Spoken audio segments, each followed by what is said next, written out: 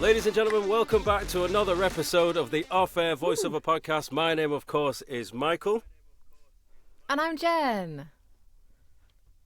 And I totally thought Michael was saying something after that. We're leaving it in suspense.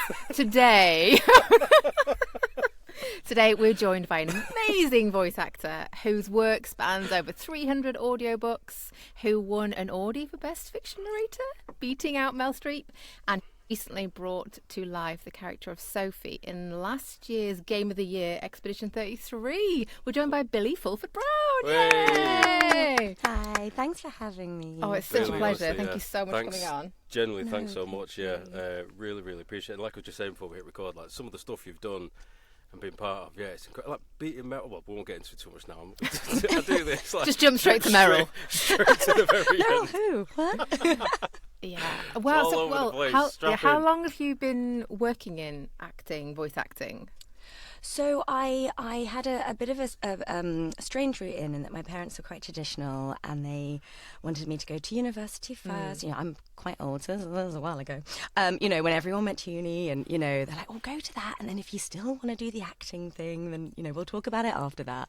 So I did, and obviously spend most of my time in the drama society, not doing all my lectures that I should have done. What do you study? Just out of interest?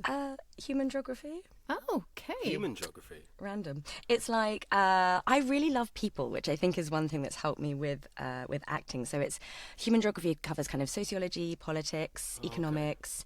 You study things like the geography of art and geography of disease and socio-economic, political. Yeah, I love. It sounds fascinating. Yeah, it does. Yeah, I love the world and I love people and I love societies and I love culture and yeah. So it was great, but I obviously just was in the drama society all the time. So afterwards, I had a gap year before and after because I didn't know what to do with myself, and so I found a 1-year training course which felt better for me. I couldn't face doing another 3 years, which you know I know is brilliant for many people, but I was already 22 or something and not old, but I thought, I can't do another. Yeah, I've just done 3 years. I can't do another 3 years. So I did 1 year of training with lots of practitioners from Lambda and Central and RADA, and they would come and teach at this other place, which was great. And then I did the classic, you know, fringe theatre, little bits of other theatre, little bits of TV, commercial, blah, blah, working random jobs, you know, as we all did, and offices and a children's magician for a few years and all kinds of random. You? Wow. Oh, yeah. What kind of stuff? Oh, I used to run like a whole hour-long magic show. No way. Yeah, still make a good balloon animal. That came out in COVID. That is very like useful skill the to sleight have. of hand, all that sort of stuff. Yeah. So literally, like the whole, like, you know, you have like the kind of cooking stuff, and then you like put everything in, all the wrong ingredients. You want to open it, and it's all cookies, and I'm like, blah, blah, and like all the scarves and. Oh my yeah. God! Why aren't you talking more about it on social media? Like, well, I know I need to get it out. I have a box in the loft labelled magic. So I'm like, do I just leave it there until I die and let my kids find it, and then be like, what's in here? oh my God! Take off the words magic though. Like, do it something like secrets, family secrets. But they'll be so disappointed because they'll open it and be like, scarves. What is this? But how many scarves? You keep pulling it. Keep going. Time machine components. Oh, exactly. Oh. But, yeah, and that was great. And I had, as I think many of us probably had back then, I had a run of missing out on a few very special roles because I was too blonde and then I was too short, and it was all information on my spotlight. And again, this was a long time ago, so casting was also a bit different. I love how it's changed completely in the right way now. But I got really disheartened, and I was like, oh my God, I can't, I did well in the auditions, I really worked hard, and I still didn't get those roles. And my acting agent, who's still my acting agent and a good friend of mine, said, look, if you want to go off and, you know, have kids or do whatever, like, do whatever you want. We can do this forever. Like, wow. Well, I'm in a weird place that I look quite like a child, and like I have like a little face, and so I think for a long time I was playing teenagers on stage, which was great, and then I got a bit wrinkly to play teenagers, but didn't look old enough to play an adult. And I was like, what do we do? So she was like, go off, age, do something. So so I went off and randomly landed a voiceover. Like, was it it wasn't Mandy back then. Is it Mandy now? It's Whatever still changed, Mandy Mandy, was. I think they still use the Mandy name. Mandy but backstage star now. Was merged it like Casting Call Pro? Oh, yeah, feel- that I was mean, it we're originally. showing my Yeah. age. Yeah, back in the day it was Back Casting in Call Pro, and then they Agent changed it. 65, it was Casting Call Pro. There was a voiceover, and I thought, oh, I'll apply. And I booked it, and it was a commercial, and I totally had to fake it till you make it, because I got in, and it was a dubbing with the client in America on the line for a TV commercial. That is a hell of a first gig. Yeah. And I was quite young. And they're like, you've done this before, haven't you? I was like, and my husband is a sound engineer, so I was like, oh, I just need the bathroom. So I like called him. I was like, what do I do? He was like, there'll be a like a line. A line will probably come across. I was like, okay. So went in, somehow acted my way through it, thinking that it was fine. And obviously commercials are very hard to land.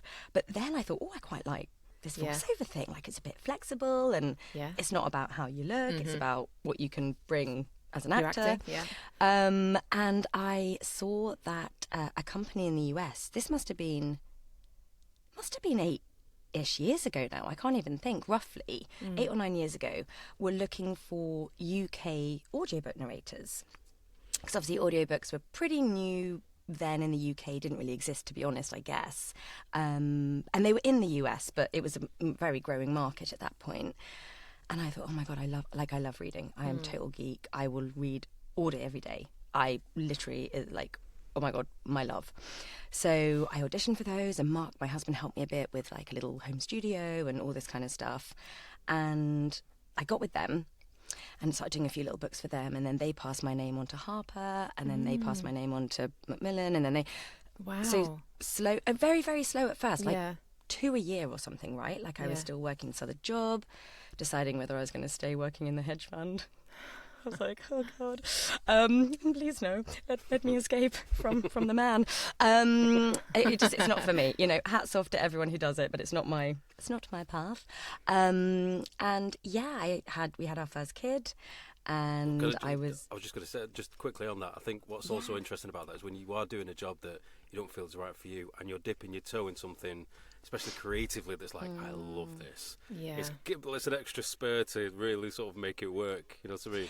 Completely. And so I sort of, my dad was an accountant for years, so I have quite a sensible money head. So I saved and saved and saved from my other job, and thought, right, it's time. And so when I think... That's incredible. I think when our eldest was, I'm trying to think, probably about 6 months. Right. I was like, or that's a terrifying time to be like, you know what, I'm going to ditch this paid job. And... Well, but I was like, do I go back?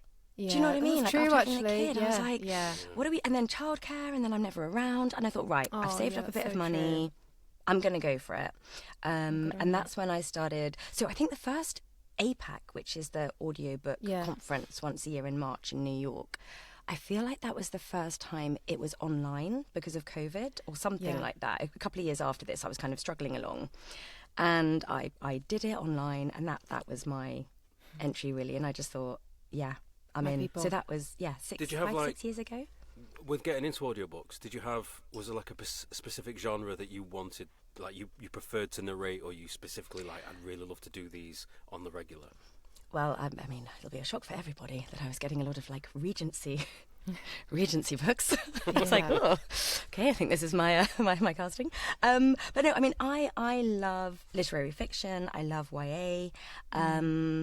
You know, it's first thing in the morning. I have a little bit of a deeper voice for my man voices in romance at the moment. But often my voice is like a bit higher, so I still voice, you know, kind of teenagers and 20-year-olds. And I love a horror and a thriller, but those have come later. I think I sounded too young for a long time, but now I can voice those slightly unhinged 20-somethings, which is a bit... There's another one that I saw recently, a new...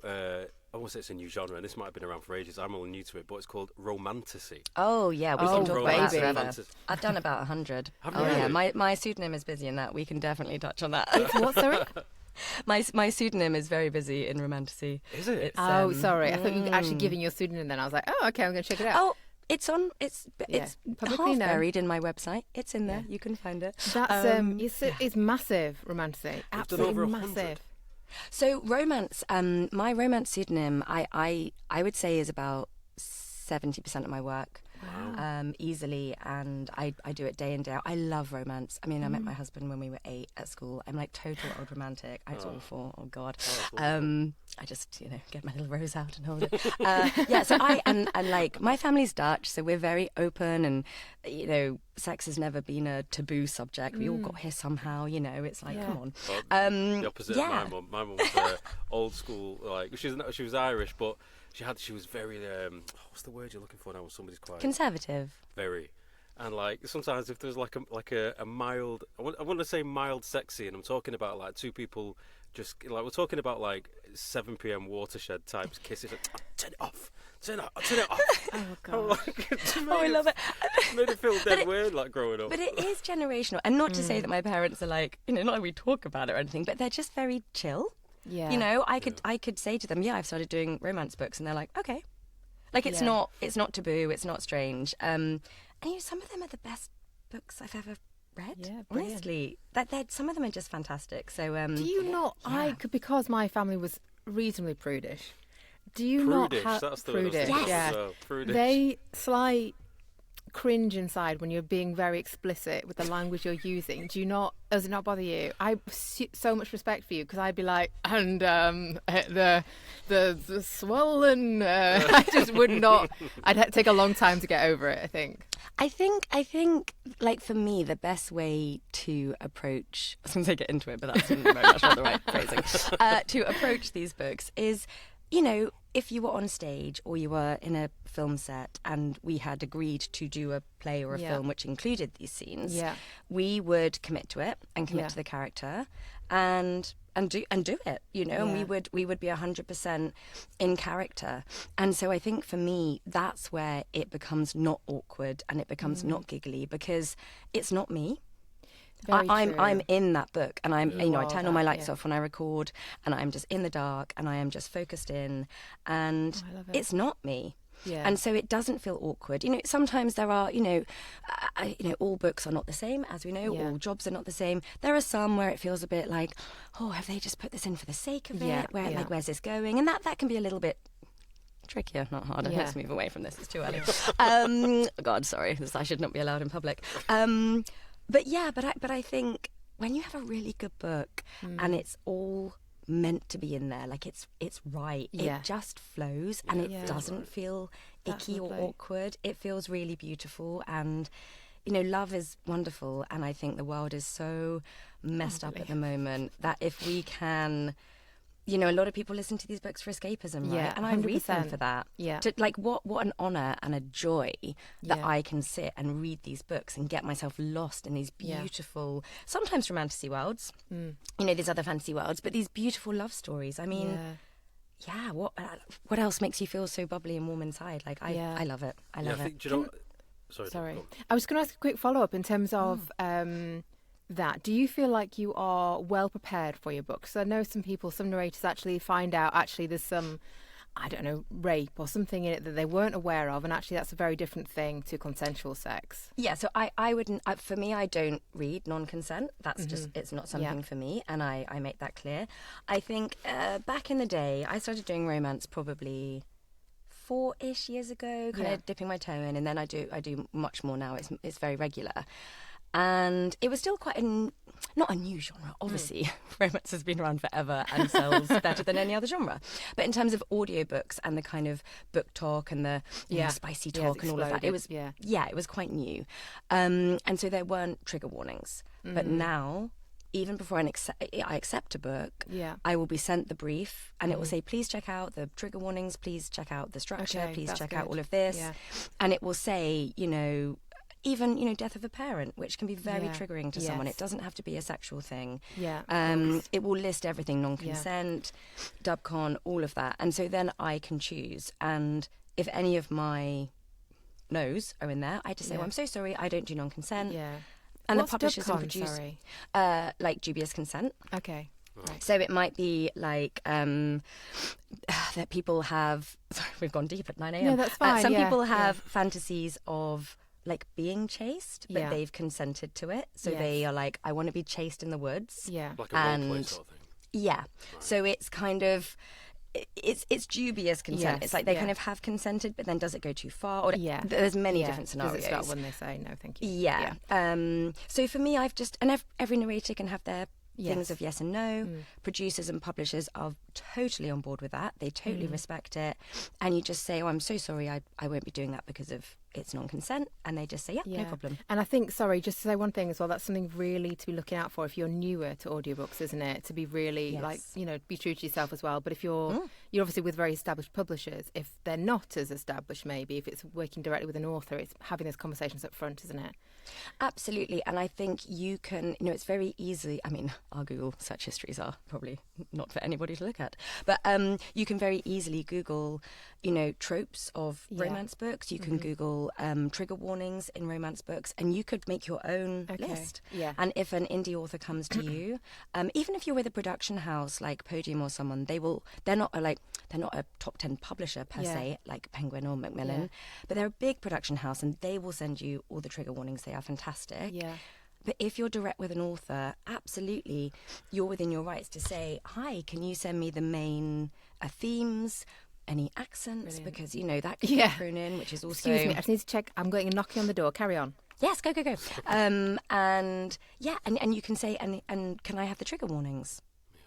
And then if you're prepping it and you get through and you think, hang on, something on page 60 isn't right, you can still go back to them and say, I'm really sorry, I didn't know that this was in the book and it's not for me. And that's totally cool. That's your right.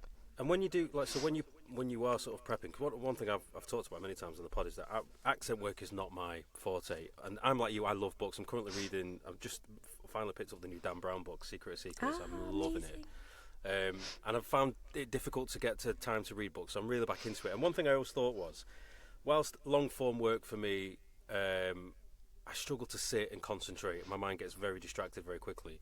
But over time, having done some long form projects, not audiobooks, I have started to think, actually, I think I'd really enjoy it. But the accent and the character work for me feels like a little bit of a hill to climb at the moment. So when you preparing yours, like, how do you structure the voice? Like, you must have like lots and lots of voices. You've got to have slight differentiations to, like.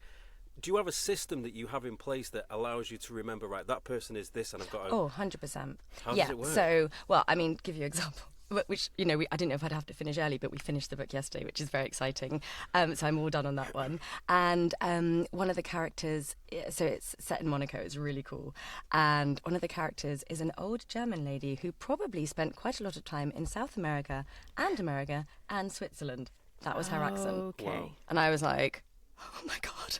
So, things like that, you have to kind of make a choice. I thought, well, how can I possibly blend all of that? So I made her pretty much German with an American twang and a bit, darling, she was quite here, and it was, and she was fun and she was a great character. But so when I'm prepping, I am very intense on prep. And I think there are lots of different ways to prep. So when I say I love prep, I do also have preppers. So I have people who will prep the book as I would in terms of synopsis, each chapter, character notes, and they'll highlight my script, how I would read it and how I would highlight it. But I will then always read the book. Because for me, even just highlighting all the characters takes a long time. And so if someone can do that for me, that means that I can really enjoy the book and get stuck in. And so even though I know it all, I've got notes written down and that speeds up my process. That's incredible. Yeah, lots of people use preppers. It's very American. It's coming over to the UK now much more. There are brilliant people out there. For me, it doesn't stop my prep. I still read it and I still make sure I know it inside out. But it takes away the time of stopping to make the notes and da-da-da. And then I can look at their notes and think... have they missed something? Or, I would want to put that in as well, a bit of extra information. And then, so with the characters, hopefully within the text, you will get all the clues to the accents and the age and the stature and the size and the, all of that. If you don't, ask the author, ask the production house, ask the publisher. Definitely don't just make up accents for fun to differentiate people. Laban is a really good technique for doing that. With a lot of Regency stuff, I have often 6 20-year-old men who all went to Eton, who are all in whites, having a drink, trying to find a wife in 1845. And so Laban can be really great because that's different. If you look it up, is it 8 things? Things like pushing, flicking, gliding. There's loads of different kind of techniques which you can bring to the characters. And if you make a character, flicking rather than pushing, it just automatically brings a different feel without you even changing their voice per se. Yeah. And those clues will be in the text for you. Like, what kind of character are they? Are they anxious? Are they smooth? Are they? Yeah. It's fascinating. I still think character work is one of the most impressive things amongst the broad spectrum of work that encompasses our industry.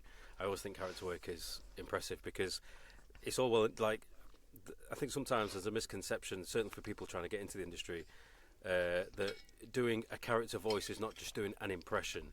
It's holding that voice and staying in that character for long periods of time, even not spending your whole day with that voice. And it's a skill. It really is. It's an incredible skill. And I think as well, you're right about with the prepping, having the preppers. It's another example where I think actually outsourcing some of the work to make your workflow easier, it's just another good example of why that makes so much. Yeah, it's like, I mean, I would definitely say that I probably prepped the first 150, 200 books myself. Yeah. Because I think you need to know what is your prep technique, because we're all different. So what is your prep technique? And I, and for big publishers, I still spend even longer. Not that I don't for smaller ones, but if I've got a director, I'm like, I might have missed something. I can't really stop and check that during the session because I've got a director. So prep is still very important. But I think once I got to about 150, 200 books, I thought, I know what I'm looking for. I can say to someone, these are the things I want you to look for. This is how I want you to highlight it. And then I still read it myself. But and I think in terms of saving characters, the first day of recording always takes me longer because I'm constantly stopping and saving a little MP3 clip of every character in every book I've ever done, because sometimes the butler from book 1 is like the secret duke in book 3. You're like, oh God, what do you sound like? So just save a little MP3. Brilliant. So my first day is always a long time of meeting all the characters, stop, clip, clip, clip, take everyone out. And in my iCloud, I just have a huge bank of characters from every single book that I've ever done. That must be massive iCloud. So 150. Well, you've done over 300 books in total, is what I've read. Does that sound about right? I think it might be like 350, 400 now. I don't even know. That's bad. The fact you've lost count. No, it isn't bad. That's amazing. But I think it's because I have my Zara books and my books, and so I can never really work out how many each one's together. So Zara's the pseudonym for the Romantasy. Yes, and romance, all romance. All romance. Anything that's romance. If there's something closed door, which means that maybe they've shared a glass of wine and then they go to the bedroom and close the door, and then the next chapter is in the morning. That's called a closed door romance. I would potentially do that as me because that's fine, but generally all romance is Zara. Why the pseudonym? Well, so for me, it's a couple of things. So I know it probably feels like a bit of a dichotomy because I'm not that quiet about it. Like, I'm happy the people know who she is and her name. But for me, it's things like on Audible, it'll say more books by. Yeah. And I do a lot of YA and a lot of literary fiction. Okay. And I don't want someone like more books by, and it's like, oh, the conquest of blah blah. Yeah. I just like to have it filtered, and I work a lot with I work a lot with Shane East, who's an incredible male romance narrator, and he is my guru. And he said, it's good to have a filter basically, so people know. And sometimes I have people message me like, oh, I just listened to the Zara book and now I've got this Billie book and I can't wait. And they listen to both, so they know it's me. Yeah. But also they know what they're going to get, which I think is nice. I think that there is such a great distinction, because exactly right. With the pseudonym under Zara, people know exactly what sort of books they get in. There's no deviation away from that. And then obviously in your own name, there's a different kind of caliber. And publishers will email me saying, hi, we've got a book for Zara. So straight away, it's do you know what I mean? That they can also distinguish of who is this for? Like, what genre are we in? So do you feel like Zara has a different, like, is she different from Billie, or like, maybe, or like a different way of moving through the world? I don't. Yeah, I think she doesn't have a different voice, of course, but I think there is a lot more emotion. A lot of the books that I do as me are.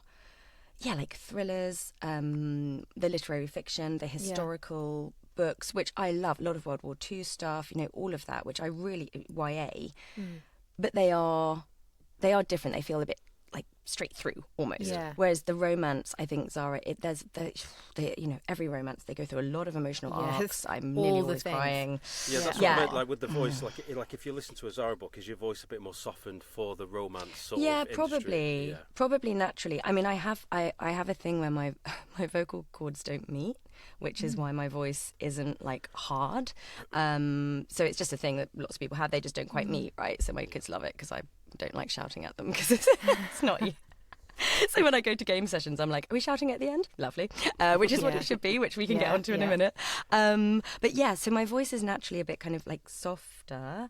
But yeah, I think you definitely have to have a respect doing romance books and understand also that people listening to them might be not in a great place in their life.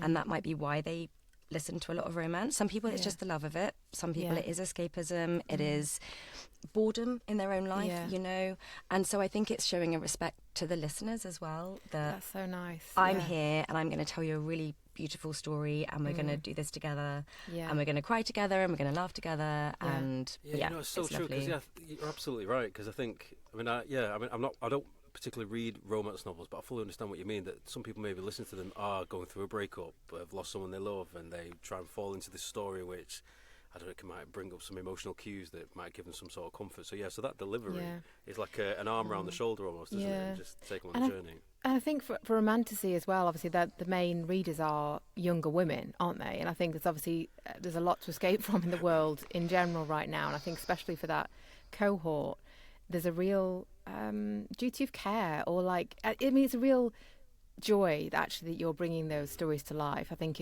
I imagine it feels like a bit of an honour actually, because it's very important, I suppose. Oh, I absolutely love it, and I think there's also something really beautiful about the fact that many of us have grown up loving sci-fi and fantasy and not knowing if that's like acceptable or all this rubbish, right?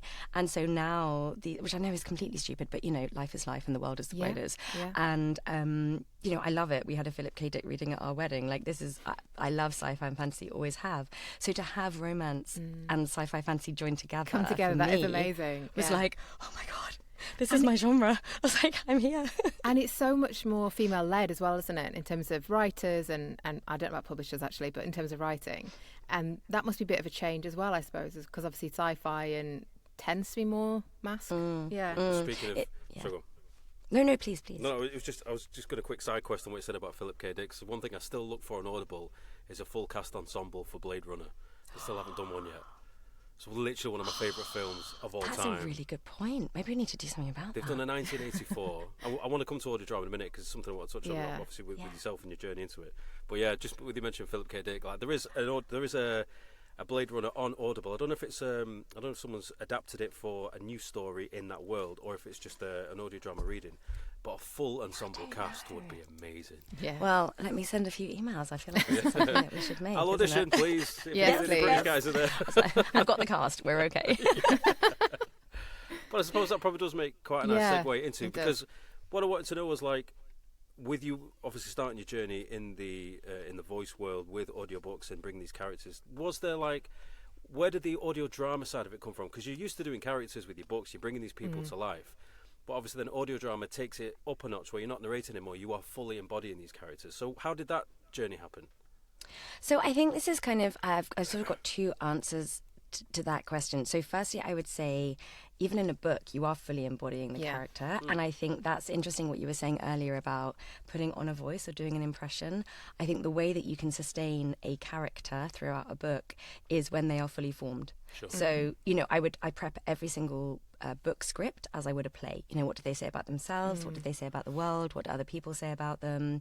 I have imagery. Like I had this mad Jane Austen-esque book and I went full Claire Danes and I had pictures printed off all around my booth of everyone. So because they were all very similar, right? They're all RP. They're all the same age, like 20 characters. So how do you differentiate? So I think once you really find that truth and honesty of the character, then it just comes naturally. The voice will just come. You don't need to find a voice, if that makes sense. Sure, yeah. So yeah, I would really encourage people to like take acting classes and all that kind of stuff for all areas of VO, to be honest. And then with audio dramas. So I know this can sound really awful because I've really obviously come to love books more than I ever knew I would, but it's not what I meant to do. I've always been a character actor on stage. I've always been like a comedian, lots of comedy plays. And I remember when I started getting more books coming through, I said to my husband, I was like, but this isn't it's not what I wanted to do. I want to do animation, I want to do games and dramas. And he just went, gift horse, math, and walked off. And I was like, oh yes, okay, fair enough. But then I haven't done tons of audio drama, but I really enjoy it. And that's just come through networking, connections, knowing people through my amazing agent, Emma Harvey at Harvey Voices, getting the Doctor Who stuff. I think just having a love for all things drama and literature and all of that, because it all combines together. Yeah, I totally agree. I think audio drama is one of my absolute... Audio drama is why I got into voiceover in the first place all those years ago. And it's only now that I'm starting to work in it a lot more. But I love it. I just think it's one... I don't know. I thought audio drama was quite popular in the... Well, it is because you got things like The Archers and whatnot. It's quite large in America. It's got quite a big following, particularly with Audible Originals doing their ensemble cast, etc. Like I listen to a lot of the James Patterson cast books and all the thrillers and whatnot. And it's just a genre I think it's great. But I also wonder if, in this time now, obviously listening to an audiobook and you can get consumed with it. Is always enjoyable to listen to, but having also then a full cast of some of your favourite stories as well is just a bit more immersive. And I wonder if people really sort of, I don't know if they, I'm thinking of myself really in this situation, when it's a full cast, I don't know if it's like listening to a movie, and I find it way more immersive with all the sound effects and everything. And I wonder if it's growing in popularity because people are becoming aware of it and they're engaging with it, they're enjoying it a bit more. There are more things that are getting turned into audio dramas. And I just think it's one of those spaces where creatively I just think it's fantastic, and I think for some of the stuff that I've been doing, and obviously I want to get into a bit more.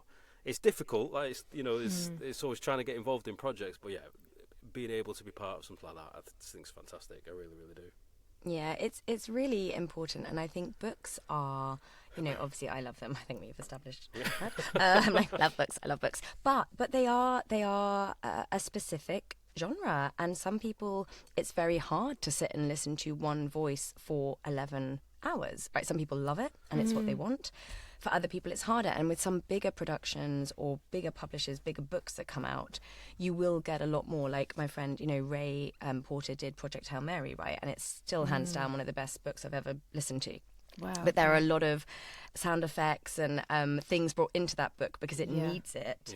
And it's so perfect. But a lot of books don't have that. So then, the audio drama, I completely agree. I think it really allows people to get lost really in that world. You've got someone walking up the stairs and you've got someone having a drink, and it's immersive. It's all of, you can almost taste it, So, and I think we all listen and learn differently, right? So some people need that extra layer, or they need different voices.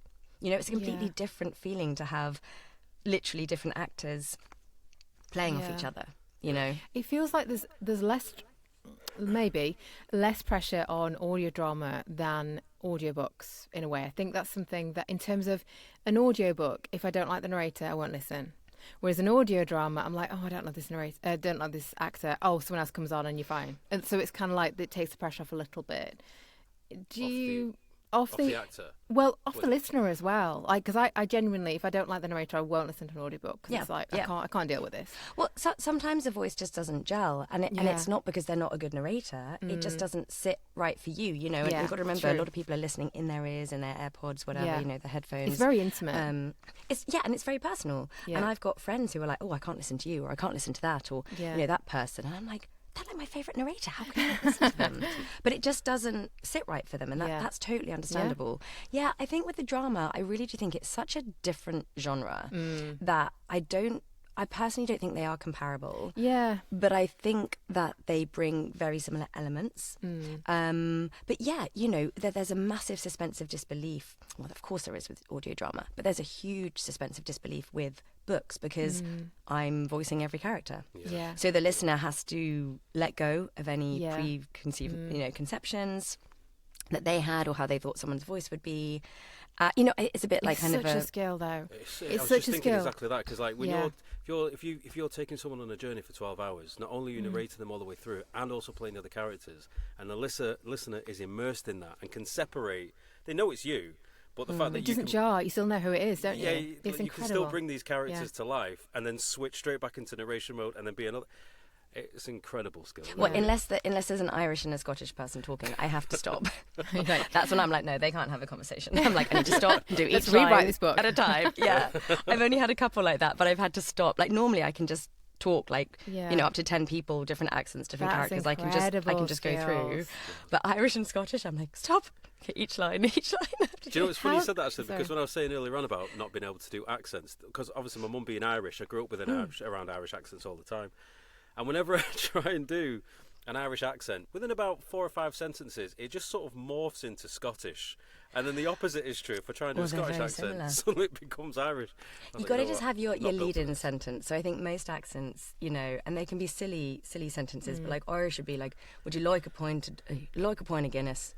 Would you like a pint of Guinness? Because that vowel sound is like such a Dublin kind of like a point, and it just gets you right in there. And like your voice might be lower or like higher for different accents. But then like the Scottish is like, especially if you're doing a book for like the American market, right? We want to keep the Scottish quite gentle, quite slow, because if you do Glasgow, it's harder to understand. So you have a bit of a rhotic R, but it's quite, it's quite smooth and it's quite easy to listen to. So like you kind of find different rhythms, I think, as well when you're doing accents of like, where does it sit? And have your sentence to get into it. I do like the fact you've got an in. I think it's something. It's definitely having a something that has those vowel sounds, something that has those specific or characters. Like my eldest is reading all the Harry Potters at the moment, and so we're listening to Stephen Fry, and his Hagrid is so beautiful. Yeah. And so if I've got West Country, I'm just like, well, I'm like Hagrid, which is all right if this character down here, but like as soon as you need someone with like a higher voice, it's like, oh. But this book I've just finished was all Bristol. The whole narration was gentle Bristol, and I get a lot of all Scottish. So then if it's Bristol, you might just have like a very gentle, like on the path, or just a gentle R, because it's it's the whole book, and you don't want it. You never want to jar in someone's ears. Absolutely. Oh, that's incredible. So from audiobooks, audio dramas, doing some work. The other one, obviously the big one, is gaming. So, talk to us about that movement into gaming. Obviously, we know about the big one that we'll talk about shortly. But just about your journey into gaming, how you found it, how you got into it, like what did that look like? Yeah, so I love games. I played a lot when I was younger, and then I had a big old gap of like adult, life responsibilities, kids, COVID. I had a big old like 10-year gap, and I've always just really enjoyed it. And then I got a kind of couple of random auditions, I think, kind of just in COVID. I think it was when COVID had just started. And I was like, oh my God, this is so fun. I hadn't even, of course there are voice actors, but when I was playing, there weren't really. Yeah. So it was a bit of a new genre for me. And then I was, got with my agent, Emma, who is just fantastic, and she has amazing connections with studios. And so then slowly, because it really does take time, and I did lots of training, because it's as we know, every area of VO is so different. Yeah.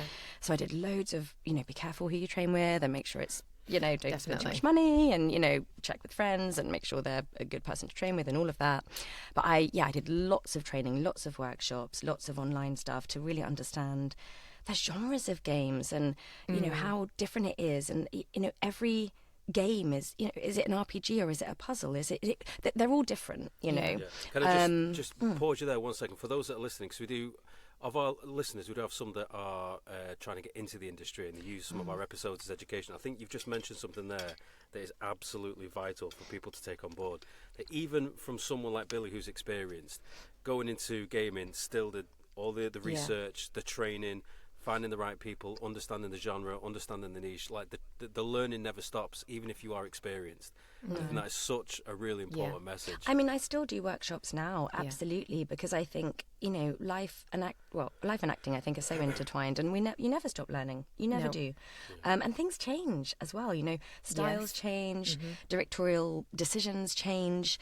So I was just auditioning and auditioning and auditioning, because I obviously didn't know what I was doing to start with. So just auditioning, but not really knowing how to do a game audition. And then just very slowly, after more workshops and more learning, started landing a few. And then obviously, because I do so many characters and accents, I started playing a lot of NPCs and things, which are the non-playable characters, basically, non-player characters. So it's, in a very base term, it's the person you meet, on the street corner who tells you to go to the apothecary, because that's where your next clue is, basically, right? So it's the people you kind of meet on your journey. Building the world, which I love, because I think they're so important. I think they're really underrated. I love it. Such a fun challenge as well. So when they throw fun. something at you, you're like, sure, I can do that. Yeah, and it's like, I can be like the American 7-year-old boy, and then I can be like the Swiss grandma, and I can be, so it's so fun. You get to go in and play all these different characters. And then I started landing, I don't know how really, but quite a lot of localization, which is basically dubbing. So a lot of games. Your experience with your first job. I mean, I was like, I've done dubbing. This will be fine. We'll be fine. Everything will be fine. Just, fake it till you make it. No, don't do that. Train. But no, train. Don't listen to that. Terrible advice. So, and so a lot of games would obviously come over from Japan or from China and for the UK market. So Side Global do a lot of that. So I would go in, and it's great fun, but you've got to really I've got very type A personalities, because you've got to, sometimes you've got so many lines to do in the session. It's basically impossible, but you do it. And some of them have no percentage leeway. So that, you have 0.8 of a second, no leeway. And obviously, my husband's Chinese Malay, right? So Mandarin and English do not always have the same length of sentence. So then you're trying to squeeze it in, and you still got to get the performance in, and so localization is mad. It's one of the hardest genres to do. And then you think about adding the game layer, it's just but it's great fun, so I love that. And then I think you sort of just, and networking, I love, I don't see it as networking. I love meeting people, right? So I'm so happy to go to a conference, go to an event, chat with people, just get to know what they do. I'm genuinely interested. What do you do, and how does that work, and how does it feed into the game machine? And just the whole, we come in right at the last minute, right? The voice actors, bloop, they spent 2 years making this game. And we come in and you're strut in do you know what I mean? Here. I'll do my 2 hours and then I'm off, and then I'm the voice of the game. It's ridiculous. So I really enjoy meeting everyone at Develop, which was a couple of weeks ago in Brighton. That conference. So I wish I could have gone. Oh, did you go? Next year. Oh yeah, I love it. I really love it. And you get to find out so you're an animator, or you're a visual effects, or you're the, you do the audio sound effects. Or it's just, I think it's such a huge machine that makes a game that I think it's really important to understand as much as we possibly can as a voice actor. Totally agree. But then it makes us better as a job, I think, as well. Better at our jobs, and better humans, I think, if we've got a better understanding of what others are doing. Just quickly on develop writing, because you're the first person we spoke to since the conference. So for those that haven't been, what is the sort of thing they could expect if they went to something like that? Ice cream. Sunshine. It's not my water. So literally, look, it's a developers conference, right? So ultimately, it's lots of developers. We are not meant to be there, but they've accepted us. Thank you. Oh, is that a thing? I didn't know that. Yes. I mean, not that we're not meant to go, but it's but I think it's it now wasn't designed for us originally, was it? No, but there is a sea of voice actors blatantly there just to try and get work. Much. They're all hire me, here hire they come. Me. Come in with every accent. Look what I can do. But just for people, business cards that are exactly boomerangs. Please hire me. The desperate actors.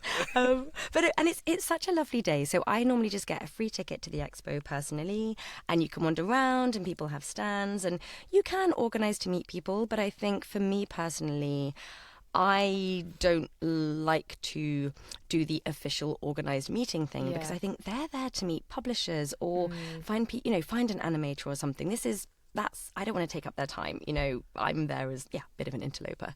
But there's lots of socials, which is always the way. So in the evenings, you can go and meet people, find out what they do, connect on LinkedIn, all that kind of stuff, you know. And it's just a really lovely couple of days of, you know, if you come away meeting one person, like, great, you know. Yeah. We said that actually. So that the episode we previously put out was before the Develop conference. We were saying exactly that. Like, some people, I think, put too much pressure on themselves that I've got to come away with, you know, some kind of within a game or what. It's like, no, I think it's coming away is having a conversation, sharing some LinkedIn contact details that you can have a conversation further down the line. Like, there's various different ways to what you might be able to consider a win. It doesn't have to be like you've been cast on something, you know what I mean? No, I think I really see it as like seed sowing. Yeah. So this is the third Develop I've been to, and it was the first one that I felt really like, oh, I actually know a couple of people going now who I can arrange a coffee with, who I met last year. And, you know, it's seed sowing, it's just saying hello. You know, I went to GDC this year in San Fran, actually, a game developers conference over in San Francisco. And that was the first time I'd ever been. So I just went open mind, open heart, just meet some people, hang out. You know, let's see what happens. Like, nothing, it's very rare that you go to something like this and you're cast in a AAA game. Like, it's not going to happen. I'm sorry. I'm bursting the bubble. Do let us know if that has happened. Sadly not. But just, you know, I think it's, you know, it's a big thing as well. Look at, you know, we're all at different places in our finances, and I'm now in my 40s, so things are different, right? Because I'm not in my 20s, so, you know, in my 20s I would never have been able to afford to go to San Francisco and do that. So look at your finances, think, can I do this? Because for me personally, I don't think you ever want to make a reel or do a workshop or go to a conference if you're just going to be there the whole time going, I really have no money. Like, why am I here? Yeah. You know, wait for all of these things. It's not worth it, though, for that. It's not worth it. For that it. stress. No, you need to be mentally engaged, like fully committed, Yes. and not be stressing about external things that could potentially hold you back. So much pressure there, isn't it? It's just not necessary. But I think, you know, comparison, oh my God, what's that saying? I can't remember. It's like, thief of joy. Yes, thank you. And it is. You know, we're all the thief of joy. Right. We're all at different places in our lives and our careers. And I sometimes look like a little child, but I'm quite old. And so, you know, I've spent years, and I'm very careful with my money. So I've saved bits and pieces here and there. So I have like a fund for travel and a fund for conference, you know, and I'm very careful. So I spent 20 years kind of getting to this point where I can go, yeah, I am going to go to America every year for the Audies and for APAC, which is the audiobook stuff. And, GDC is the week after. So, yeah, I am going to do that. Yeah. But that's not just like 20 years ago, 15 years ago, I never would have been able to do that. So, yeah, never compare yourself. We're all at different places in our journey. It's hard. I think that's good very advice, but it's hard, isn't it? I think especially with social media, when you see people and you're comparing somebody with a completely different life to yours. So I think, honestly, social media, I'm sorry. Look, I know we have to do it, very quickly, but ultimately, don't take everything with a pinch of salt, honestly. I totally agree. People put their best things out there. You know, most people don't like social media. We have to do it. You know, I found very few people who are like, I love Instagram. Like, it's a lot, right, for our brains. So be kind to yourself, take a step back, understand that we're all trying to push out our best thing, if you know what I mean, and just, be kind to yourself. It's a hard industry. I feel like this, the Gen Z that are sort of leading the way with the pushback on social media, like there's been a rise in, and I actually downloaded this app only a couple of days ago. You can basically turn your phone into like a dumb phone without having to buy a dumb phone, so it gets rid of all the apps. It's just got the essentials. And I saw a story recently, and it said that the Gen Z are pushing back on social media. They're preferring, like, in fact, actually, the story was saying that it's the rise of analog again, and it's because they're craving connection. Everything's so through the internet, through a screen. So handwritten letters. There's a pushback on social media because everyone's acutely aware now. Like, the stats are there, the facts are there, that it completely zaps you of focus, the doom scrolling, and everything else. Yeah. And there's a pushback for it, and I think it's great because, like exactly like you said, like everybody puts on social media, you know, largely their best foot forward. And now we're in a different time where there's also a lot of fake content, which just exasperates the problem. Yeah. You know, I mean, God, even my 6-year-old was watching a TV show last night, a Nickelodeon thing, and she went, and a tree caught fire, and she went, "That's so AI." And I was like, oh my God. You know, so I totally agree. I just think, and also if you hate it, outsource it. It's an expense. You know, I outsource all of Zara's Instagram. I don't touch it. because I can barely keep on top of one. So I have someone who manages her Instagram. Very cool. And of course I touch in and I reply to messages and but in terms of like posting stuff and being on top of all of that, I can't keep on top of it. So don't be afraid. It feels scary when you're early in this career to outsource something. Yeah. But I don't know if I meant to say this, but either the tax man's going to take that money or you can spend it as an expense. Right, exactly, yeah, well said. So for me personally, I think if you hate it and someone can do it and you can afford to pay them, and I have a limit on my phone, 1 hour for all social media a day. And if I get to that hour, I'm like disgusted with myself. I'm like, how have I spent an hour? Yeah, it's good to How have I spent an hour looking at stuff? That's horrible. Yeah. So I try to get every day without having... I feel shame with my 17 hours. No, but this is the thing. And I think analog, but you're so right as well. Like, the smartphone ban, and now all the kids around us have got flip Motorola's again. And I'm like, yes. It's... Good. Yeah, I'm really happy. I think let's bring it back.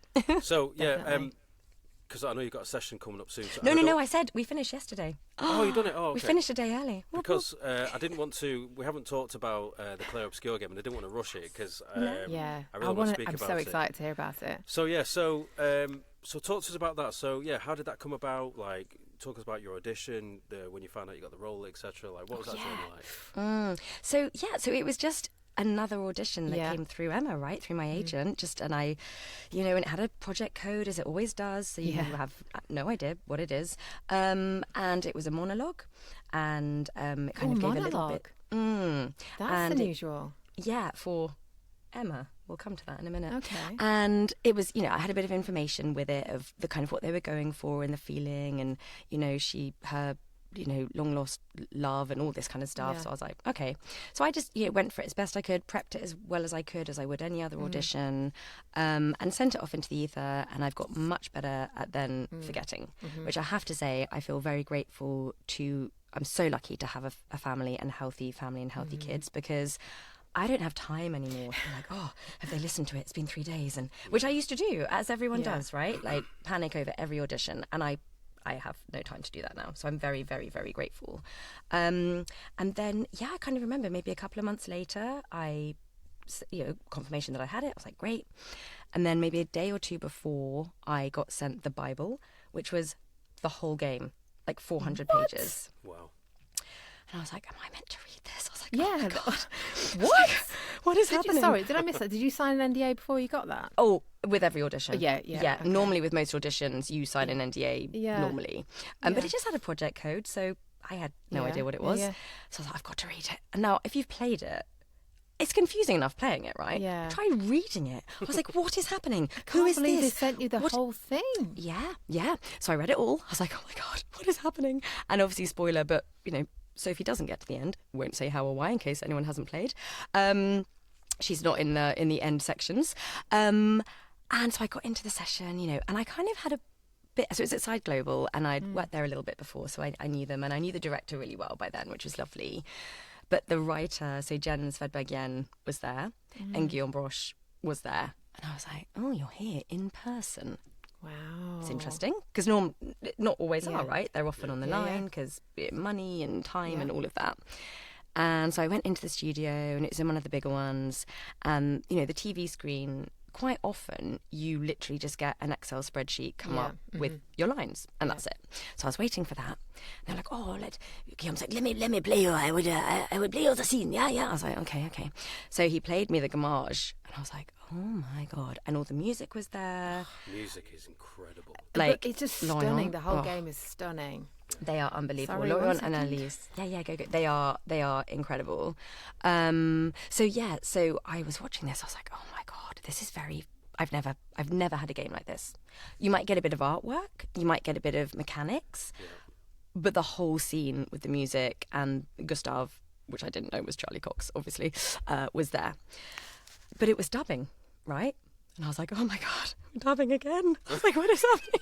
It's like, my old friend, here we are again. So like the kind of, which I've said before, so apologies to anyone who's heard this, but the technique was they had done the mocap with PCAP, which is they'd done facial capture and the performance capture in France with French actors doing the lines in English. Right. So the lip flaps, I mean, why do they call it that? But the lip flaps, I know, it's awful, isn't it? We're back to romance. So back to romance again. So the lip flaps But of course, like sometimes, like when you're speaking in a different language, you might take a pause in the line at a different place. Yes. And also just different actors, right? Like Yeah. we're different actors. And Estelle, who was my mocap, Estelle Donat, oh my God, she is incredible. I was like, how do I possibly do justice to her beautiful performance? Like, oh my God. So just saying, Jen, it was dubbing. It's bloody dubbing back in my life. So I was having to, so you get the line and come across, and I was having to dub over Estelle's performance, right? So perfect, the inhalation, exhalations. There's a lot of talking over each other in Expedition, which is wonderful and natural, but harder. Yes. So I was like, well, I've just got to go for it. Yeah. So, like technique-wise, I think, because people are like, how did you... Because I think we did 3 takes of the Gamage. I think that was it. But I think for me, I did a lot of Stanislavski training when I was at drama school, and emotion memory is a big one for me. And I think you have to know yourself as an actor, and I've said this before, so apologies if anyone's heard this, but I think you've really got to protect yourself. Yeah. I know that I can delve into an emotion and then turn it off very quickly. I know I can. Yeah. So I'm often booked. They're like, right, you need to cry. I'm like, oh, yes, fine. That's my casting. Yeah. I'm like, okay. Because I can get to that place truthfully and honestly using emotion memory from my life. And so I was like, right, who is Emma? They're like, you're not Emma, you're Sophie. I was like, what is happening? So Sophie is a woman of few words. So they had sent Emma, who is Gustav's sister, so I'd been sent her monologue. But given different direction, because Sophie doesn't probably really have enough meaty, juicy stuff to get into. I see, okay. Oh, wow, okay. Yeah, there's a lot left unsaid, which I love about the writing. Like, Jen Yen is just #the writing. She'll know what that means. She's amazing. So I was like, right, so let's get into the world. And Kirsty Gilmore, I think, she's such a fantastic director. And she always says, games are ordinary people in extraordinary circumstances. Yeah. Right? So these are real people. And I know they are, but, they don't know they're in this mad, world, and the paintress and, all this kind of stuff. And I thought, right, so Gustav and Sophie have known each other forever. Mark and I have known each other forever. Yeah. Okay. How would I? And I just went into that total imagination, play, get myself into that zone, and the music, and I just turned all the lights off and took my shoes off, which they know me for now inside, so they don't think I'm strange anymore. Maybe they still think I'm strange. Like, I don't know. Oh, and she's in the zone. She's in the zone. The shoes are off. Do you know the worst thing? I always undo like the top button of my jeans as well. Because I want to have like full belly. Breathe. I'm like, I need like full belly breath. And they're like, what is she doing? I'm like, they're staying on. I'm just doing the top button. It's okay. Shoes off, lights off. I'm like, back to romance. But yeah, so I just like went for it. And yeah, like Sophie doesn't have tons. She doesn't have tons. I went back for another session. I can't remember, maybe 2 or 3 weeks later, a month, I don't know, because they made her playable, which was really lovely. So then at the beginning you can play as Sophie. Yeah. So of course you've got to get all the efforts in for jumping on stuff, jumping off, fighting, all of that. But that was it. But I do remember I walked out of that session, obviously bright red and like tomato and swollen eyes. I was like, I've just been crying for like 2 hours. And I voice noted my friend Bronwen Price. She's an amazing voice actor. And I said, Bron, I was like, that was really special. Yeah. I said, I don't know what's going to come of it. I don't know what it is. It might never make it to market because this happens. But I said it was really beautiful. Oh, that's so. So you did your Sophie scenes with it playing on the screen. You had it all with the music, the scene, everything was all a full production basically. Yeah. So you got to see it as it was. It was. Yeah. I'm so glad they sent you Emma's. Like, it feels like sometimes you can't even scratch the surface, can you? Like when you've got a couple of lines. And we're so glad they gave you that chunkier bit just to so you can show what you can do. And I think also the fact, Jo Green, who's the director, is the most incredible director, and she was on it. And they were like, you've read the whole thing? I was like, yes. Not saying that I didn't understand all of it. I was like, I don't understand what happens in Act 3. But yeah, so Jo was there, and she's, the director is always the conduit. You might have lots of people talking in the control room or on the line, and the director is the one who gives you the one, here's your sentence, here's what I need you to do. And she is fantastic doing that. But because almost every line we could be like, so what's just happened, and how would she, incredible. And how do you want? Yeah. And so I think that was able to give every character the depth that they needed, and I think that's how it became You just don't often get that, do you? Because you've got so many lines to get done within a short space of time, and it's like next, okay, fine, another one of that, okay, next. And it's an indie game. Yeah. I think one of the things that's actually there could be a misconception that when there's not that many lines, you don't have much to say. That it's could be perceived to be a bit easier. I couldn't disagree more with anyone that says that. Because definitely. The amount of emotion that for those brief things that needs to be said, they have to carry so much weight and they have to land. That actually, I think the pressure's on even more because you don't have more dialogue to almost continue to take them on a bit of a journey that they can forget anything else. It's like, I've only got this little bit to say, but it's got to be emotionally so heavy. And I think that's why your lines for Sophie have resonated so strongly with so many people, because it's very emotional. But it's I think it's two things. I think the writing, honestly, so much is left unsaid, which I think is such a blessing in today's games market, because we've all played games where you sort of just fed every single little bit, which can be fun, and you're like, yes, this works for this game. But I think for Expedition, it was so perfect in how much subtext there was and how much was left. The last meeting between Gustav and Sophie, they could have had a full, why didn't it work? And they could have gone into a whole discourse, but it's not needed. I understand, just...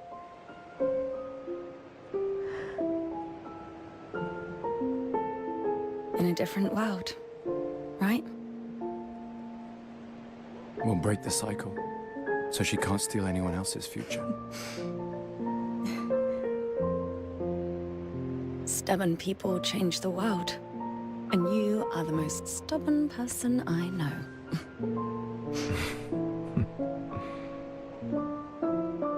Thank you. It's so much more powerful. And I think it's that classic thing, there's no small parts, only small actors. And you have to treat... I treat every NPC even. I'm like, this is a big, important part. This is someone's baby. They've written this game, and it's my responsibility to make it the best I possibly can, and the most honest, and the most truthful, and the most real. And I think the game was funny as well, because it ended up being a bit of a family collab, because I've known Rich Keeble for years and years, and so who plays Monoko, and so he walked out of a studio as I was going in to record, and we were like, you're in this game? We're like, what? And obviously couldn't say anything to each other. And then months later, because he's got a bigger part and knew more about what was going on, he was like, I've been given permission. 6 months later or something, it's like, there's going to be a launch thing soon. And, I was like, amazing. And then I've known Jen English for about 8-9 years. Because Jen used to edit my audiobooks about 9 years ago. And so that was lovely. And then obviously she knew Tracy and Dev from Baldur's Gate, and they knew Ben. And so it was this weird, like, everyone kind of knew each other. So when we'd do events, it was like, oh yeah, hi guys. Like really, like it was really like beautiful. And it was just, lovely. It is incredible. And it's exploded, hasn't it? I mean, the fact it won Game of the Year last year, and you say it's an indie, like it's just touched so many people. It was nominated for quite a lot of stuff, wasn't it? Yeah. Oh my God, they have won so many. So they won Game of the Year at the TGAs, at the Game Awards. And the Game of the Year is mon ami Clair Obscur, Expedition 33. But and then we won at the BAFTAs in May. Yes. And the winner is Clair Obscur, Expedition 33. We won Game of the Year. I want to know all about this. I did go to the BAFTAs, and I ran on stage. I was like, it's my one chance. I might never be in a game like this again. We've won a BAFTA. So I was like, I'm going on the stage. So yeah, they've just done brilliantly. And I think it was 3 guys from Ubisoft who left. And they wanted to make something without all the red tape, right? Yeah. Which, no blame to anyone in those big companies, but they're such big corporations that often the devs don't have as much control over decisions. And the creativity is kind of I don't know if capped is the right word, but there's more constraints, isn't there? Lots of rules. So they wanted to like maybe get rid of people in games and bring big people in that they wouldn't normally be allowed, or just like make the kind of structure. And obviously Guillaume is obsessed with Final Fantasy, it always has been, so there's a real homage to that within it. And so they broke off and they made this game. And they found loads of people on Reddit. They found Jen Yen on Reddit, and loads of their team. They found Lorion on Reddit. On SoundCloud. Sorry, they found him on SoundCloud. Wow. That's incredible. We hear this sometimes. Like, you sometimes hear these stories that, for people trying to get cast in certain things, you need to be part. I mean, it does obviously help having the big agents because they have the access. But sometimes the people involved in the projects, they do their own scouring themselves. They look for people in, certain places, and that is who we're looking for. And job done. Well, yeah, I think in terms of the actors, they went through agents, but for lots of the other people within the team, it was, you know, and the they were music lovely. is so stunning, isn't Oh, it? it's like, so that good. is just incredible. It's so good. Makes And one they were fab, you know, they put on like a launch event, and then they invited in London, and then they invited us all to Montpellier in May for the release, and, you know, they invited us all to Paris for the concert, and they really... And I was like, oh, I've been invited. Like, not, you know, because it was lovely. I didn't expect to be, really. I'm not one of the main kind of 6 characters. So they just really sort of fostered this group sort of thing, which but was I'd really say, though, nice. I think with you saying you're not being one of the 6 characters, at the same token, though, I think the character you have plays such an emotional... what's the word I'm looking for? Like, such an emotional relevance to why the whole story takes place in the first place. Yeah, and I'm so, like, I love her, and I'm so grateful. Like, but I also know that when you're playing an 80-hour game, and like 78 hours of that is not one character, of course I'm the same. You're going to bond in different ways with different people. So I just thought it was really nice that they included all of us equally, because that doesn't always happen, and that was really lovely. Yeah, it's lovely seeing fans' response to your character as well. Like, I see things on Instagram, people like drawing pictures and all sorts, and it's just incredible. It's just lovely. It must be so nice to know that you really haven't really touched people. Yeah. Yes, back to, here we go. How many more can we get in? I mean, it's going to happen all day. We're here all day, everybody. No, completely. And it's a new world for me, you know, this kind of fanfic and fan art. And actually, I've just received, someone's made me a Sophie costume. No way. Oh, wow. So I've just got it in the post, so I actually need to try it on. Get Chic Clothing on Instagram. Oh my God, bless her. She's such a sweetheart. She just said, she was like, I want to make you one. I was like, I'm not going to say no. I was like, oh my God. So, and I've got loads of beautiful artwork all up in my office now. And I think Jen Yen's writing, she managed to, you know, grief is such an unspoken thing in our society, and all of us have been affected by grief in one way or another. It doesn't have to be romantic. You know, we have all lost someone or, you know, a pet. Like, my God, it's a big thing. Like, you know, people really poo-poo it, and I was going to say, just enormous. Just pause on that. I heard something yesterday which I thought was so relevant. It was actually, I was listening to a podcast, and it basically said grief. Some people assign the word grief to someone passing away, but grief is something that you lose that you had an emotional attachment with. It doesn't matter necessarily what it is. 100%. This is what I'm saying. So true. Yeah, I totally agree with that. I think that's beautiful, and that's the thing. You know, people, and Expedition is so about grief and loss, but also with loads of comedy. And you have Minoko, and you have the Nevrons, and you have so much fun within it. But I think they managed to weave. You know, we've had people who have lost people, and, you know, gone to play the game, and it's really helped them through. And I just think, like, what an amazing responsibility and honour to have had a part in someone, like, going through a grieving process, you know, because I just don't think it's spoken enough about. You know, we hide away a bit British, aren't we, sometimes? So it's been really, really special. I do want to know more about BAFTA. I feel like you brushed over that. You were very blasé, and I want more details, because this is one of the bucket list.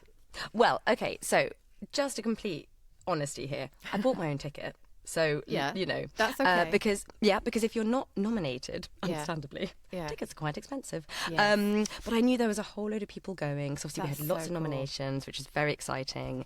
And Kepler, who are the publisher, have just been incredible. They have been such wonderful, wonderful humans, and involving us in everything and including us and making sure we have info. Nice. And they are just wonderful people.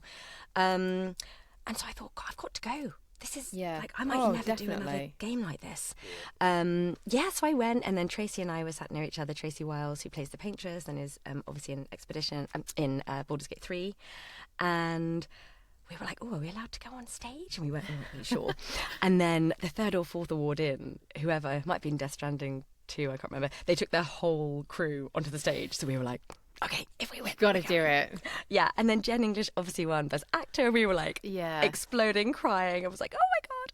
And then it won Best Game, and we were like, run. So we ran on the stage, and I got to meet Charlie Cox for the first time because I'd actually never met him. And and it was so funny. I was like, Charlie, we have to get a selfie. So we took a picture, and then loads of people online are like, Mum and Dad back together at last, because we'd never met. And he was so lovely. He was so lovely, and I held the BAFTA, and it's really bloody heavy, which I was not expecting. I was like, what? Trying to get a picture, and it was just it was a great night of just celebration, and we all knew it was probably like the last awards thing, really. It was like big one, like, of course, I'm sure we just won it developed last week actually as well, 2 weeks ago, but this was the last kind of the big of us all possibly being together at a big awards thing. So it was kind of it was really lovely. I think it goes. I think so cool. From based on your talent and experience, I think it's inevitable you'll be part of something of that magnitude again. Know it. Yeah. But needless to say, that's still an experience and a memory that you'll never forget. You know, lasts a lifetime.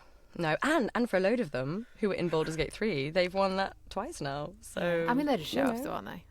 Yeah, I know. Sure. Pipe down. Move out the way. No, we love it. It's a good. It's bloody good though. It's bloody good. Fair play. Their performances are top notch. Fair play. But you said towards the beginning that you're a bit of a gamer yourself. Like, what do you tend to lean towards? Is it stuff like Expedition 33? Oh God, no! I find it really hard, which is so embarrassing to admit. I find it really hard. I'm like, no, a turn-based RPG. No, what is happening? I'm like, this is very difficult. I can't. The bosses. I'm like, what is happening? Even on the easy mode, I'm like, I can't. It's so hard. So I love it because I love the cutscenes. So I'm like, I have to get to the cutscenes, but I get very frustrated and then have to have a little break. No, I'm a real puzzle person. So, and if I'm perfectly honest, I don't have as much time at the moment as I would like to game, which is annoying. And I know we make our own time, but we were saying earlier, we talked about the kids, 2 young kids, running a business.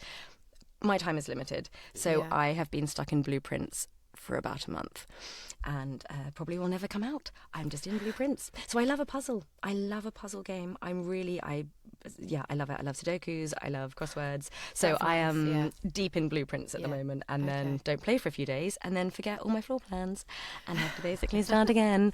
So I'm like, good, it's going well. So welcome to my world. But no, I do. And we play a lot as a family. Like, we play a lot of Gang Beasts and Mario and Minecraft. Nice. And because, recommendations for the kids. Oh, yeah. So we personally, in terms of keeping the kids safe and stuff, so we have like one Xbox and one TV in the living room. And obviously other consoles are available. But the Xbox is great because I have the app on my phone, so I can set all their age limits, I can set their time limits, I can set whether they can add friends or not. I quite regularly just unplug the Ethernet cable because once we've downloaded games, they don't need to be on the internet. Love it. And things like Gang Beasts is so silly and fun. Mario, Minecraft, all of that. And I don't want them off, for me personally, playing in other rooms. Yeah. So we just have it in the living room. Yeah. And then I can see what they're doing. And We've I was just going to quickly say my stepdaughter, she was well into Roblox. We've completely outlawed that. Oh no, good. That is very banned in my household. No way. The thing is, I feel like stuff like that is a little bit. There's nowhere near enough done to protect people from what is very clearly a massive problem, and I feel like it definitely feels like, and this is just my personal opinion. There might be no truth to it, but it feels like it's profits before responsibility, because they make so much money off the players that are on there, and you could quite easily put some. I think they have done something with like photo ID or something like that. They have. But the problem is anybody can make a room. Right. Yeah. Anybody, and I won't sort of go into what has been found. I don't think I know about it really. If people do their own research, I mean, there's a good Channel 4 thing. There's a lot of BBC things. There is an American man who, let's not in case of libel and stuff, but is no longer with us. Passed away in jail. I'm sure we can all imagine who he was. Friends with Trump, and apparently there was an island in Roblox of his island. Now, I haven't seen that, so I can't verify. But it's the possibility that anything kids can walk into any room, and I don't like that. So Minecraft actually much safer, and we go old school. We either actually have my eldest friends over and they play together split screen like the olden days, or I will FaceTime the mum or dad, and we will. Probably the mum. I know. Well, whoever's at home, and they can chat to each other while they're playing. So I will. So she's literally got 2 friends on Minecraft. And I check it daily. I check who she's made friends with. Has anyone else tried to add her? Da-da-da. No one should be able to. I've got it very locked down. Yeah. But it's our responsibility. Like, I don't know enough about it, but it is a whole new world out there. And there's things you think you know, and then something else will happen. You'll be like, what? Or like just with phones, or like with WhatsApp, or with something you're like, sorry, what? How? Oh, God, I don't even know that. Like, it's a constant. They know more than us. Yeah, they do. Do you know what? That's so true. Like, so Sophia's should be 13 in January, and I don't know. I think obviously being 12 in today's world, I'm 42, so being 12 when I was, what was it, 1995 or 96, whatever. Being 12 then is very different to being 12 now, and I found it quite alarming of some of the stuff that kids have access to that via apps, where it feels it's. I'm going down a bit of a different path here, but it just surprised me, like how much they're exposed to at such a young age, and how much it's almost normalised that kids of a certain age are allowed to think and see things that make them inappropriate, totally inappropriate. Grow up too quick, like just continue being a kid. But some of these apps, like one that I saw recently was an AI chatbot, like you have an AI boyfriend or an AI girlfriend. Oh, it's like God. It's all made up, and it's like having these emotional those kind of things connections to have something that's not real. exploded, and it's just honestly AI. It makes me, and that's where the profit over protection comes, like absolutely massive into play. And I think what's really hard now is, and maybe we have gone down a slightly different tangent, and I'm speaking out of turn, but for me personally, this whole gentle parenting, be best friends with your kid, I'm like, this doesn't work, people. I'm sorry. I know we shouldn't be exploding them at them every day. I know we need to be, no one needs any hitting with a cane anymore. Agreed. All of that. Tick, tick, tick. Yeah. But like, actually my ultimate job is not to be her friend. Yeah. It is to keep her safe. Yeah. And, I'm very lucky that she won't get a smartphone because they've been banned. But, if someone comes over and they've got one, I'm like, oh, we leave those downstairs in this basket. Bedtimes, I'm like, you wouldn't need a phone upstairs. No, leave it downstairs. They will hate me. They will. I know they will. How old are they? But 9 and 6. Right, yeah. Yeah. But, even Kindles and things, I'm like, term time, you don't need it. It lives downstairs, da-da-da. All of this, because it is hard, and of course I slip sometimes, because, life gets crazy and you might need them to watch something for half an hour when you had said they couldn't or whatever. But I just think, Dr. Marta, if you follow her, she's a child psychologist on Instagram. It's spelled Martha, but I think pronounced Dr. She's great. And it is that thing of like, we can be gentle without being pushovers. Yeah. Oh, yeah. Gentle parenting doesn't have to be, we allow you to do everything. And the world out there, and the gaming world, is really frightening. It can be really frightening and bring with it very menacing things. Yeah. And so we do need to be careful and keep our children, nieces, nephews, kids, whoever it is, keep them safe. Like, that is our responsibility. So yeah, I think I've got friends who really felt like, I can't stop Roblox because they'll hate me. And I was like, okay. They'll get over it, won't they, as well? Exactly, they'll get over it. Yeah, and they will get over it. That's the thing. Mine was furious when I blocked it. I was like, maybe for about 3 days, and then had completely forgotten. Yeah. But it is hard. Like, parenting, I think, in this day and age is really hard. We are fed everything on Instagram, and it's, oh, God. I didn't pre-make those cookies. I bought them. It's summer holidays, isn't it, at the moment? And I've obviously had to leave twice already for... well, mine are in club. That's why I'm okay. No, this is the first day, actually, for them, and it's going well. How do you both find it, like, with juggling it with kids at home and during the summer holidays? How do you find it? Like, It's hard. What do you do, Jen? How old are yours now? So mine are a bit older. They are 8 and just turned 13. Okay. So it is a lot easier than when they're very little. That's nigh on impossible, isn't it? But still, I mean, the 8-year-old has been in twice in the last hour. So, it's not ideal.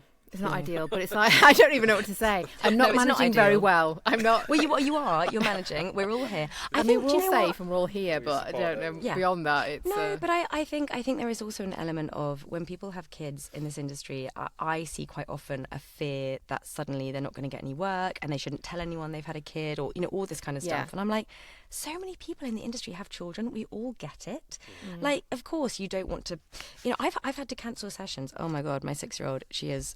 I mean, I have frequent flyers to A&E basically with her. Oh, God. And, when she was 3, she fell over on a slide, smashed her eyebrow open, had to have plastic surgery.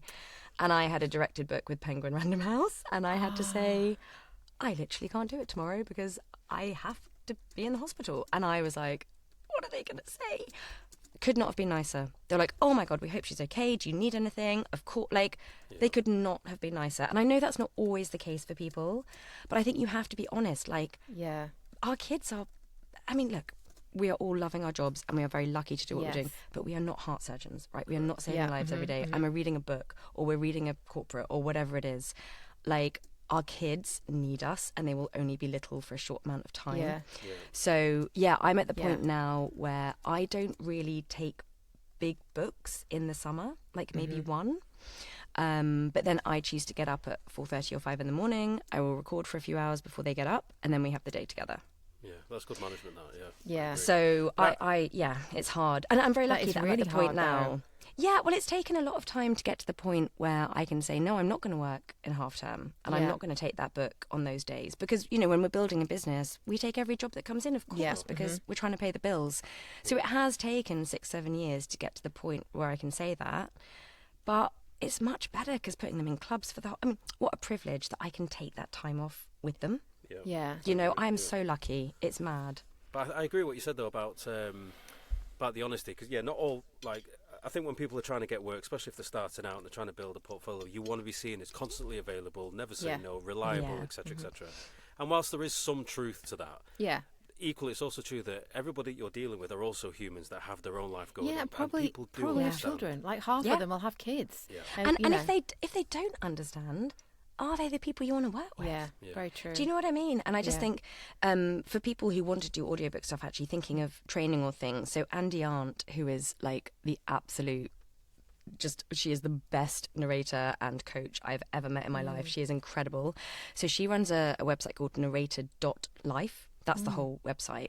She is very trusted, do her courses. She is fantastic. And she does a whole thing about how no is the most powerful word, and it is that thing where when we're self-employed, we say yes to everything, and that is going to lead to burnout. And I've done it. I've done it. I've been there, and then, even now I have to be very strict that I don't reply to any emails in the evening until the morning because I work with the US. I'm so guilty of that.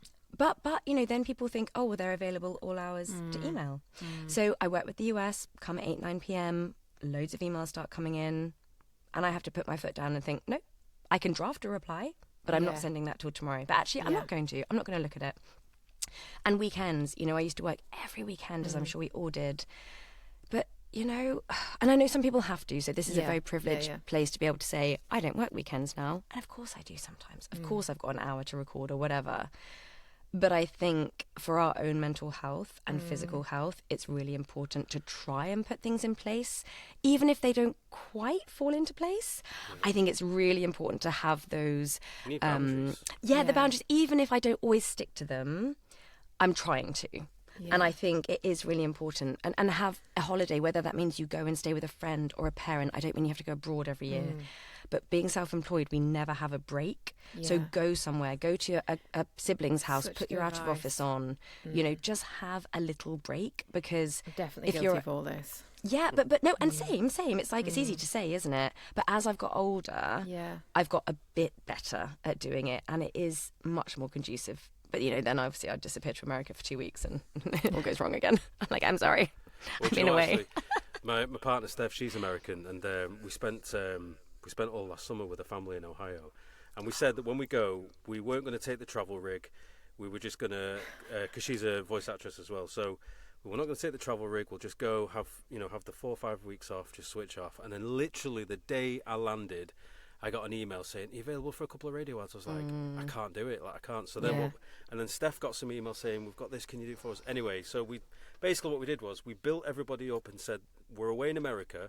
We're going to book this day in Cleveland for 2 hours in the studio. Clever. So give us all your scripts that you need doing, and they'll be done on this day and delivered. But then we're kind of off for the next 2 weeks, unless anything's super urgent. I mean, at the end of the day, money's money. Like, if somebody says, we've got this script, we'll give you $1,000, can you do it? Like, I'm on the way. No, completely. And look, it's a very different position being in books, because books are not going to come in saying, "Hi, can you voice this tomorrow?" Yeah, so it's a very different situation that I can just say, "Well, I'm going to take that book," or I could do it in September, or I can give my dates. It's a very different situation. But I think it's also what works for you. If you're happy to take the travel rig and say, right, I'm putting 1 hour a day aside to do emails and recording, then do it.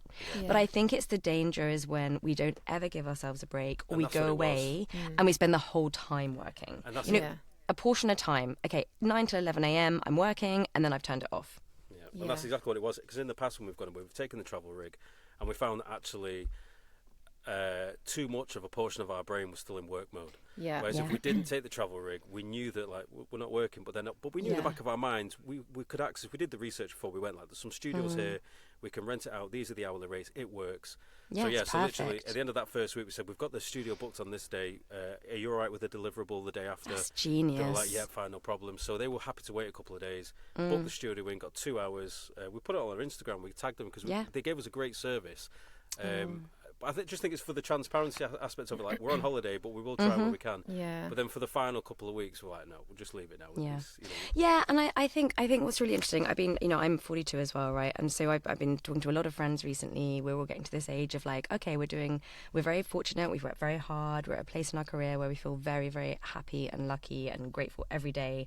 But it's really hard, and it's very hard to say no to work and to take holidays and to not be working all hours. But the one phrase that keeps coming back with all of our friends that we say is, at what cost? Yeah. And yes, we could take that extra book or that extra radio or that extra whatever, but then I missed my kids' whatever gymnastics or my, and you just think, okay, where are the boundaries? Where are the priorities? And of course, it might come to the point where it's like, no, I need that job to pay the mortgage. Yeah. Of course, we do Both that the job. Gymnastics, right? Yeah, do you know what I mean? Like, it'll pay for it, exactly. And so of course, it's not like, I'm just going to choose to not do it. But I think, at what cost? Like if we're missing quality time with our family. Do you know what Andy Arndt does as well? It's burning out. So it's very interesting. She does a whole thing which you like to call Time and Money. Her course, I would highly recommend it. It's all like pre-recorded, right? So you can do it all in your own time. She's amazing. Even not audiobook narrators, her courses are brilliant. She is the most amazing business coach in VO. She's wonderful, like Mark Scott, fab people. And it's kind of about looking like, well, what do you need for your year? Because I think a lot of us are like more. Just want to earn more. That's how we've been brought up, like up the pay scale, up the pay grade, da-da-da. But she says, no, look at what you need. Work out your yearly outgoings or your monthly outgoings, and that's how much you can earn. And go for it. Now, of course, there was a lot of time when I was not hitting that, and so it was chasing my tail and, But then you get to the point where you're like, okay, amazing. Like, bills are covered and everyone's eating and kids have got clothes on. So I maybe don't need to take that book. Yeah, absolutely. Because it's a mentality. Yeah, it's a mentality thing. And I think we've all been brought up like that, to reach for more and do more. Yeah. And it's not to say don't be ambitious, but that job is at what cost? Yeah, it's like you said, it's the burnout aspect of it. If you take every single opportunity, like I think at the beginning stages, there's probably more of an element to that, like you said, like to build up the portfolio of the clients. But and I did. I think we all did it, right? Like working all hours, working Saturday mornings, working Sunday nights. Like, of course, the beginning of any business, a pub, a shop, whatever it is, people are working 7 days a week. Yeah. But I think it's finding a way to then slow down a little bit when you can, and thinking, oh, hang on, the mortgage is paid or the rent is paid. Okay. Oh, I could have that Sunday afternoon. Yeah. And allow ourselves to have that time off, because we don't. Yeah, and I think it goes full circle, because if you get to a point where you are getting quite a few jobs in and you are quite busy, if you take all of them and you don't give yourself enough downtime and breathing space, then you're potentially going into some stuff where you are feeling burnt out and you don't give your absolute 100%. Yeah.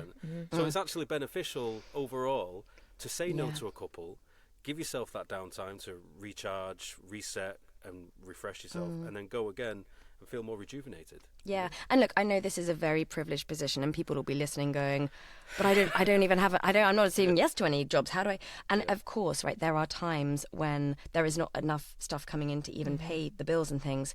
But then, I always had another job alongside for a long, long time, and I do really rate that. Whether it's another skill that you want to explore or a hobby that can turn into a good job, you're an artist, whatever it is, or you get a job in an office because it's paying the bills and it's taking the pressure off. I really think it's valuable. I think it's very easy to, people see people making their money from VO and are like, oh, well, they must have always been doing that. It's like, absolutely not. I was in offices for probably 15 years, but I knew that by being in those offices, And I could take unpaid leave. So if I got a fringe show, I could take unpaid leave and just not work for those 3 weeks or whatever. But it meant that the stress was off in terms of money. Yeah, and so exactly then when you do get a VO job through, you're so excited to do it because you're not like stressed about the money. You know, I think it's really important to make sure that bills and things are paid. Yeah, definitely, because if you take some of that stress away, if the pressure's on that you've got to earn a certain amount from VO that month, and it's a bit quiet, and you know, and it can be relatively seasonal. I notice August goes a little bit quieter for me in general, then it picks up again in September. And if you're relying just on that, you know, at the beginning stages you're not getting much through, then yeah, obviously when you do get a job, like it's when you approach an audition and you're feeling a bit stressed and nervous, are you overthinking it and then making a mess of it? You know what I mean? Completely. And I think, you know, in those beginning stages, you also don't know who you'll meet in an office or working in a cafe or working in a restaurant. Like, you don't know who you're going to meet. And I think it's very easy for people to see those of us who are now very fortunately in a place where we are only doing VO as our income and forget the kind of 15-year journey to get there. And there is no shame in being a Tesco delivery driver or working in Costa or whatever. Like, my God, we have to pay our bills, and we've all done it. You know, I made so many balloon animals. You know, we've all been there, and it's really great to do it because you meet people and you get new experiences, and you might meet someone with an accent that you wanted to learn. Or do you know what I mean? So I think being able to pay your bills every month, with whatever job it is, especially at the beginning of something like an acting or a VO career, I just think it's really important because stress is just something we don't need in our life if we can help it. Especially in a creative job as well, when you need to be fully focused on your character and how you're delivering stuff. 100%. Yeah. Billie, this has been so fascinating. That's great way. Absolutely brilliant. Great mindset to end on. Yeah, I love it. Thank you for having me. No, and thank you so much. And I just wish everyone out there like the best of luck. You know, don't give up. But yeah, I think it's, you know, I'm very creative and, you know, crazy brain most of the time, and who knows what's going on in my life. But just, don't give up, but kind of be sensible with it. I think that's the thing. You know, like a brain surgeon isn't a brain surgeon overnight. They've trained for 15 years. Yeah. And a lot of us have done that as well. And like we're saying, I know comparison is hard to get away from, but try. Yeah. And also, we all want each other to do well and win. We're all supporting each other. This is a very supportive industry. So, you know, do your training. We're happy for everyone who is trying to get out there and do well. And know that the support is there, basically. Definitely. Well, Billie, that's thank a beautiful you so thing much. to end on. Yeah. Thank you once again, Billie, for your time today. It's been, it's been 90 amazing. minutes. I could have carried on quite easily. So thank you very much, folks. Hope you enjoyed it just as much as we did, and we'll catch you on the next episode. See you next week. Cheers, thank you. folks. Bye. Bye.